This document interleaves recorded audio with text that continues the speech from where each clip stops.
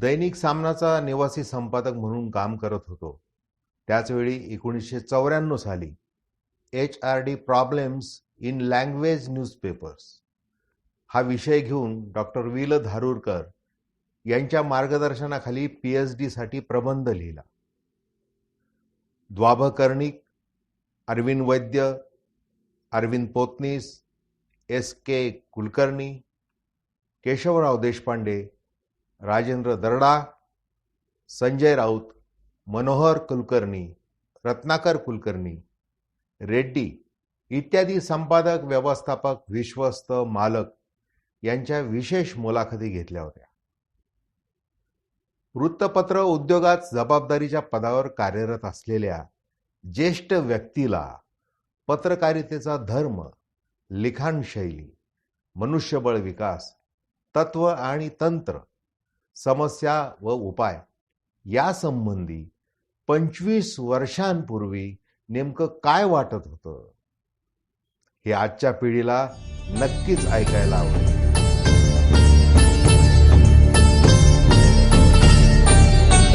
पत्रकार झाला आहे म्हणजे हम सब कुछ है, याच्यातून त्यांनी बाहेर पडलं पाहिजे. आणि आज ग्रामीण भागात सुद्धा पत्रकार खूप निर्माण झालेले आहेत. आज गावागावात प्रेसचे बोर्ड लावून गाड्या फिरतायत.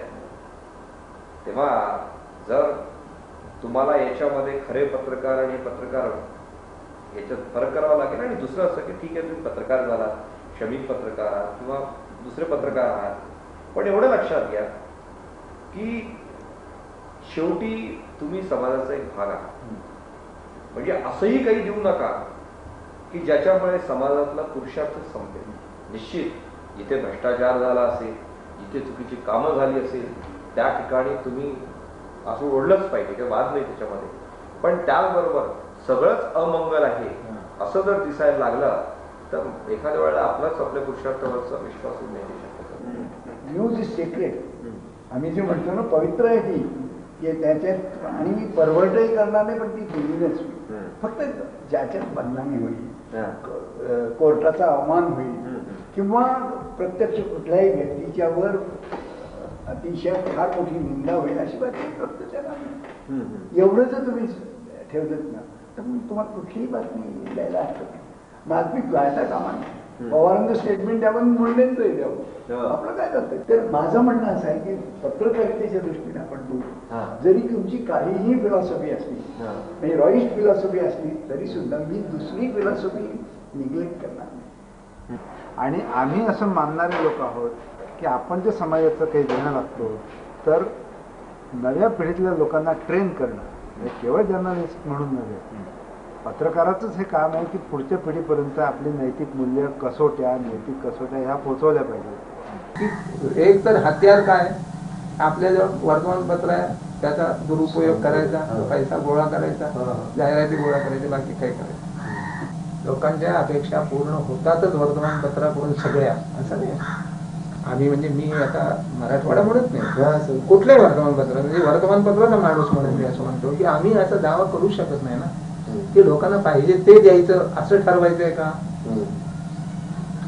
लोक. आम्ही वर्तमानपत्रवाले असं सांगतो की लोकांच्या मताला दिशा देण्याची भूमिका आम्ही घेतो आणि आमचं ते कर्तव्य आहे असं मी म्हणतो. आणि त्याकरता आम्ही वर्तमानपत्र काढलं असंही म्हणतो. पण तुम्ही दिशाभिषा काही देत नाही, हे वस्तुस्थिती आहे. तुम्ही काय करता, तुम्ही असं करताय की वाचकाला आता सध्या काय सेक्स आणि याच्या संदर्भात जर काही पाहिजे असेल तर तेवढं द्या ना. मग काय कशा लोक तुम्ही हे करत बसतो की ज्या वर्तमानपत्रामध्ये आम्ही स्त्रियांचे फोटो कधी देत नव्हतो, त्या वर्तमानपत्रात स्त्रियांचे फोटो देण्याची वेळ आली ना. कशामुळे मी एकेकाळी जवळजवळ 14 वर्ष मी सिनेमा धंद्यातही काढलेले आहे. त्याच्या आधी त्या ठिकाणची हीच अवस्था होती. लोकांना आवडते तर आम्ही का नाही द्यायचे. कमी कपड्याची जर स्त्री तिथे लोकांना आवडते म्हणून आम्ही तिथे घातली पिक्चर मध्ये, आम्ही त्याप्रमाणे त्यांची पिक्चर चालतात. आमच्या राजेभाऊ परांजपेंचं पिक्चर नाही जाणार कसं चालेल. किंवा श्रीराम लागूनच आता एखादं चांगल्यापैकी पिक्चर जरी असलं तर चालणार नाही. शापित किंवा त्यांचे पिक्चर नाही चालायचे. हे जे झालंय तसंच वर्तमानपत्राचे सांगतो. लोकांना जे आवडतं ते आम्ही लिहितो. भाग 2 स्वातंत्र्य लिखाणाचे ऐकण्यासाठी हे चॅनल अवश्य सबस्क्राईब करा.